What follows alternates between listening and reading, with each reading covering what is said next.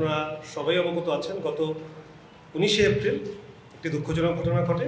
একটি private university, prime Asia ইউনিভার্সিটির একজন ছাত্র, অভিযোগ একটা ছিল, ছোট একটা অভিযোগ ছিল, সম্ভবত দুইজন ছাত্রী টিচিং একটা অভিযোগের ভিত্তিতে একটা বাকবিতণ্ডা তৈরি হয়।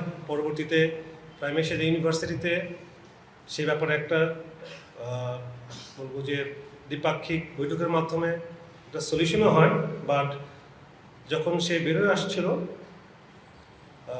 প্রাইম এশিয়ার অন্য কিছু ছাত্র, জানা মতে যে দুই ছাত্রী ইউনিভার্সিটি স্কলার্সের স্টুডেন্ট ছিল, তাদেরই পরিচিত ফ্রেন্ড, তাদের মাধ্যমে প্রাইম এশিয়ার কিছু ছাত্র এবং বহিরাগত কিছু কয়েকজন এসে ওই ছাত্র পারভেজ নাম, তার উপরে অতিরিক্ত হামলা করে, মারধর ঘটনা ঘটে এবং ছুরিকাঘাতের কারণে সে মৃত্যুবরণ করে। আপনারা সবাই ফুটেজ এবং বিভিন্ন পর্যায়ে এটা কভার করেছেন, ডিটেল জানেন। আমরা ঘটনাটা দেখার পরেই আমাদের দায়িত্বপূর্ণ এলাকাতে যে CPC-1 কোম্পানি ছিল, কোম্পানি কমান্ডার ফোনার জাকির এবং স্কট কমান্ডার ছিলেন SNSP সুদূর সাহেব। ওর সাথে সাথেই যে এরিয়াটা আছে ঘটনাস্থল পরিদর্শন করেন, সেখান থেকে তথ্যপত্র সংগ্রহ করেন এবং ইউনিভার্সিটি থেকে কথা বলে ইউনিভার্সিটির যে প্রশাসনিক অথরিটি রয়েছে তাদের কাছ থেকে CCTV ফুটেজ এবং বিভিন্ন তথ্য সংগ্রহ করেন। ঘটনার রহস্য উদ্ঘাটন এবং যারা অভিযুক্ত বা আসামিদের ধরার ক্ষেত্রে র্যাবনের এই অভিযানিক দলটি প্রথম থেকে গ্রাউন্ডে ছিল। শুধুমাত্র তথ্য প্রযুক্তি নয়,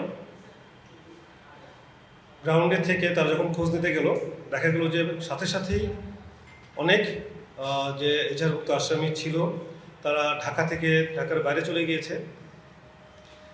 পরিপ্রেক্ষিতে আমরা আমাদের অন্যান্য ব্যাটালিয়ন এবং আমাদের তথ্য প্রযুক্তি গোয়েন্দা কার্যক্রমকে শক্তিশালী করি, যার ফলশ্রুতিতে 20 তারিখের মামলা হয়। তার পরবর্তীতেই আমরা প্রথমেই যে 1 নম্বর আসামি যাকে নিয়ে আজকে আমরা এখানে উপস্থিত হয়েছি, যার বিষয়ে আমরা ব্রিফ করছি,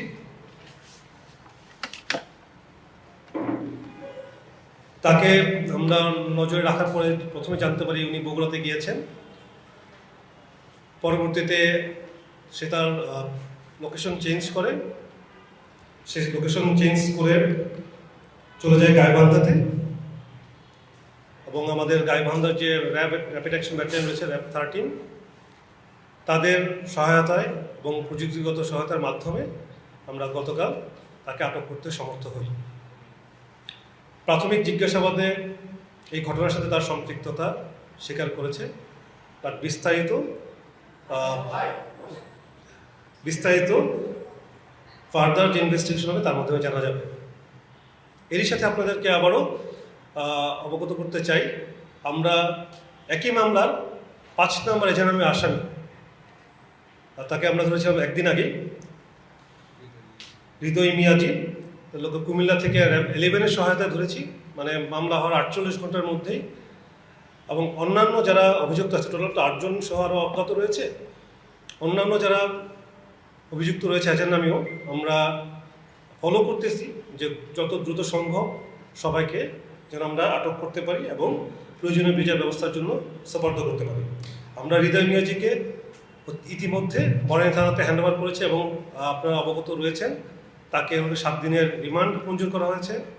এবং আজকে আমরা যে 1 নম্বর আসামি এজার নামীয় মেহরাজ, তাকেও আমরা বনানী থানাতে হ্যান্ডওভার করব এবং পরবর্তী কার্যক্রমের জন্য কার্যক্রম চলমান রয়েছে। একই সাথে বাকি যে সকল এজার নামীয় আসামি রয়েছে তাদেরকেও গ্রেপ্তার করার জন্য আমাদের অভিযান চলমান। আমরা আশা করছি অতি দ্রুত আরও কয়েকজনকে আমরা আটক করতে সমর্থ হব। তার মাধ্যমেই আমরা আশা করি এই অনাবৃত যে ঘটনাটা ঘটেছে, দুঃখজনক যে ঘটনাটা ঘটেছে, সেটার মূল রহস্য উদ্ঘাটনে সম্ভব হবে। আশা করি এর চেয়ে বেশি ডিটেল এই মুহূর্তে আমাদের পক্ষে দেওয়া সম্ভব হচ্ছে না। আপনাদের পক্ষ থেকে যদি কোনো কিছু বলার বা জানার থাকে। রাইট, আমরা ধরেছি 2 জন, পুলিশ 3 জন নিয়েছে, 1 জন ধরেছে, টোটাল 5 জন। প্রাথমিক জিজ্ঞাসাবাদে আমরা সম্পৃক্ততা কতটুকু আছে আমরা সবাই জানি। এখন তো প্রযুক্তির যুগ, সিসিটিভি ফুটেজ, অন্যান্য ভিডিও, সোশ্যাল মিডিয়াতে অনেক পোস্ট থাকে, তার মাধ্যমে কিন্তু অনেক কিছু জানা যায়।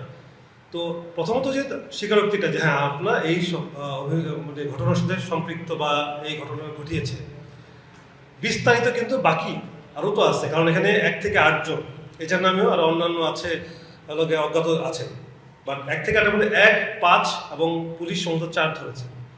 সো থানাতে রয়েছে যেহেতু বাকি 2 জন, আমরা তো ইনিশিয়ালি ধরে জাস্ট সত্যতাটা নির্ধারণ করে থানাতে হ্যান্ড ওভার করছে এই মুহূর্তে। এই আসামি কিন্তু সেম, উনি প্রাথমিকভাবে সত্যতা স্বীকার করেছে, বাট আপনি যে পয়েন্টটা বললেন যে ভার্সিটির মধ্যে অন্তকলহ, এই ধরনের কোনো তথ্য আমরা এখন পর্যন্ত ওইভাবে নিশ্চিত হতে পারিনি, ওই ধরনের কোনো কিছু আসে নাই। আর অপরাধীর ক্ষেত্রে রাজনৈতিক পরিচয় নিয়ে অন্তত আমরা খুব বেশি ইনকোয়ারি করতেছি না এই মুহূর্তে। আমরা চাচ্ছি যে অপরাধের আসল রহস্যটা কি, কেন? কারণ সোশ্যাল মিডিয়াতে আপনারা সবাই জানেন, আপনারাও কাভার করতেছেন, অনেক ধরনের থিওরি রয়েছে যে একটা ইফটিজিংয়ের ঘটনা ঘটেছে, একটা মতনৈক্য আছে, অনেক ধরনের ইস্যু রয়েছে যেখানে একটা সলিউশন হওয়ার পরেও একটা দুঃখজনক ঘটনা ঘটে গেছে।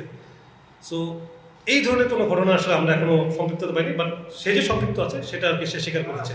প্রাথমিকভাবে হত্যা যে তার যে বন্ধু বান্ধবরা আছে ডাক দিয়েছে যে হ্যাঁ একটা সমস্যা হয়েছে, একজনের সাথে আমাদের প্রবলেম হয়েছে, তাকে আমরা একটু জিজ্ঞাসাবাদ। এখন আপনারা দেখতেছেন এই যে ঢাকা কলেজ, সিটি কলেজে একটা ইগোইস্টিক চ্যালেঞ্জ চলতেছে, একটা সোসাইটিতে সব জায়গাতে কম বেশি চলতেছে, এটাই উনি স্বীকার করতেছে। এর বাইরে কোনো কথা এখন পর্যন্ত উনি স্বীকার করেননি।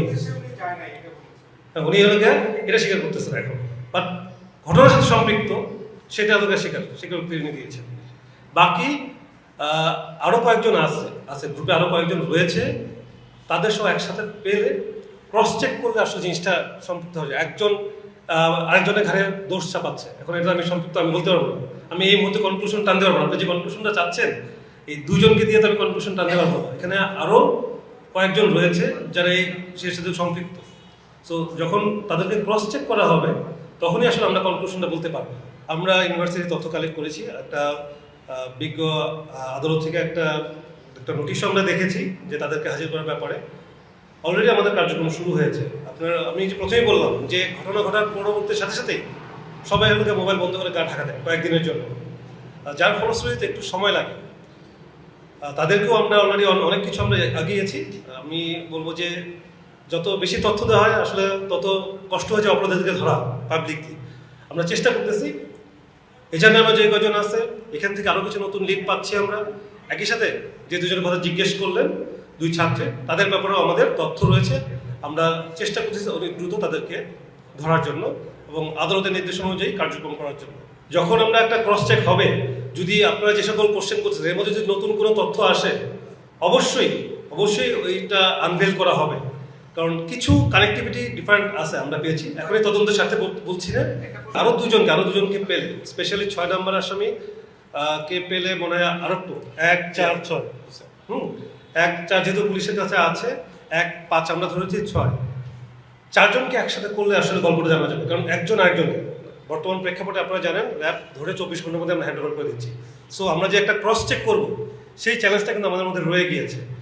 সো থানাতে বাকি ইনভেস্টিগেশন হচ্ছে, বনানী থানা এটা বেটার বলতে পারবে, সত্যি কথা বলতে, কারণ সকল আসামি এবং রিমান্ডের যারা নেওয়া হয়েছে সবাই কিন্তু বনানী থানাতে রয়েছে, ওনারা বেটার বলতে পারবেন। বাট আমরা আমাদের তথ্য প্রযুক্তির মাধ্যমে এবং গোয়েন্দা তথ্যের মাধ্যমে কিছু কানেক্টিভিটি তৈরি করেছি। আর 2 জনকে পেলে এটা একটা ফুল পিকচার পাবো, তখন আমরা একটা ফাইনাল একটা ফিডব্যাক দেবো ইনশাআল্লাহ। কয়েকটা পরিবার থেকে এরকম, বিশেষ করে যারা বহিরাগত ছিল, 3 জন ছিল বহিরাগত, তাদের ব্যাপারে পরিবাররা খুব বেশি পজিটিভ আমাদের সাথে ফিডব্যাক দিচ্ছে না বা রেসপন্স কোনো নাই। বাকি তো 5 জন প্রাইমেরি ইউনিভার্সিটির স্টুডেন্ট, বাকি 3 জন কিন্তু বহিরাগত ইউনিভার্সিটির স্টুডেন্ট না। সো তারা এখানে কিভাবে আসলো আমরা ওটা নিয়ে কাজ করতেছি।